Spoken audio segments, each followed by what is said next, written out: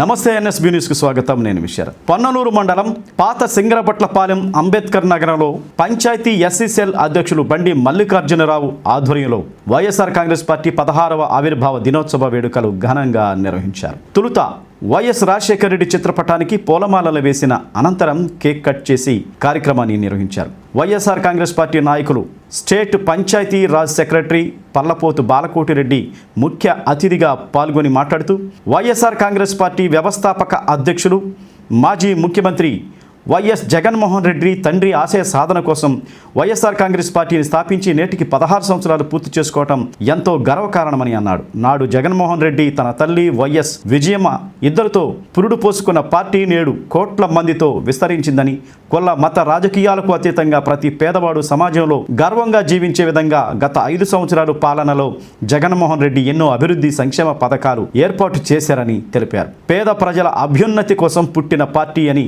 కొనియాడారు. ఈ కార్యక్రమంలో అంబేద్కర్ నగర వైసీపీ నాయకులు మరియు అభిమానులు పాల్గొని కార్యక్రమాన్ని విజయవంతం చేశారు.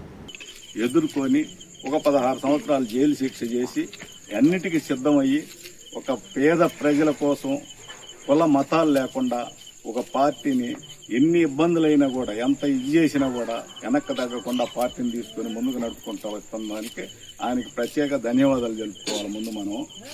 కాబట్టి ఇప్పుడు కూడా మన అందరం కూడా రేపు జగన్మోహన్ రెడ్డిని ముఖ్యమంత్రిని చేసుకుంటే మళ్ళీ మంచి రోజులు వస్తాయి అనేది నా భావన. నేను ఆలోచిస్తున్నాను. ఆయన సిద్ధాంతం అంతా వేరు, మీ అందరు చూస్తూనే ఉన్నారు. ఆయన ఏంటంటే జనాలకు పంచుదామనే తపన తప్పితే ఆయన జేబులు వేసుకోవాలనే తపంతా చేయటం లేదు. పేద ప్రజలు నా దేవుళ్ళు అనే పాయింట్ ఆయన ఎప్పుడు వాడుతూనే ఉంటాడు. కులానికి మతానికి ఆయన చాలా దూరంగా ఉంటాడు. అందరూ సమానం అనే భావనలోనే నిలుచుకుంటూ వచ్చాడు.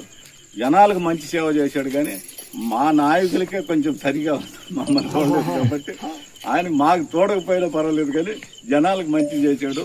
భవిష్యత్తు కూడా ఆయనకి 2029లో రేపు మళ్ళీ రాబోయేది జగన్మోహన్ రెడ్డి ముఖ్యమంత్రి.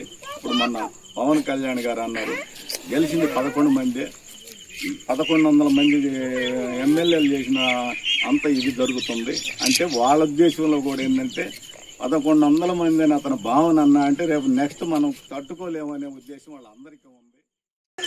వైఎస్ఆర్ అభిమానులకు, వైఎస్ఆర్ కాంగ్రెస్ పార్టీ కార్యకర్తలకు ఒక పండగ వాతావరణంలో గత 15 సంవత్సరాల నుంచి రాష్ట్ర వ్యాప్తంగా వైఎస్ఆర్ యొక్క అభిమానులు, వైఎస్ఆర్సీపీ యొక్క అభిమానులకు ఎక్కడ లేనటువంటి ఆనందాన్ని నింపినటువంటి యువ నాయకుడు, మన ప్రియతమ నాయకుడు వైఎస్ జగన్మోహన్ రెడ్డి యొక్క ఆశయాలతోటి మనం ఈరోజు ఈ కార్యక్రమం నెరవేరుస్తూ ఉన్నాము.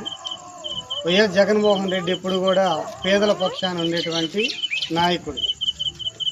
చిన్నప్పటి నుంచి మా యొక్క అభిమానం అనేటువంటిది ఎవరైతే పేదవాడి పక్షాన ఉంటారో వాళ్ళ యొక్క అభిమానంగా మారుతూ ఉంటాము. కాబట్టి రాష్ట్ర వ్యాప్తంగా రాజశేఖర రెడ్డి చేసినటువంటి కార్యక్రమాలు అమలు చేస్తూ దానికంటే ఎక్కువగా జగన్మోహన్ రెడ్డి గారు పిల్లల భవిష్యత్తును ఆలోచించి పిల్లల భవిష్యత్తు కోసము అమ్మఒడి కార్యక్రమం కానీ, ఫీజు రియంబర్స్మెంట్ కానీ, అట్లాగే పెద్దవాళ్ళకి మహిళల పట్ల మహిళా పక్షపాతిగా పనిచేశాడు, పిల్లల పక్షపాతిగా పనిచేశాడు, అట్లాగే రైతుల పక్షపాతిగా కూడా పనిచేయడం జరిగింది.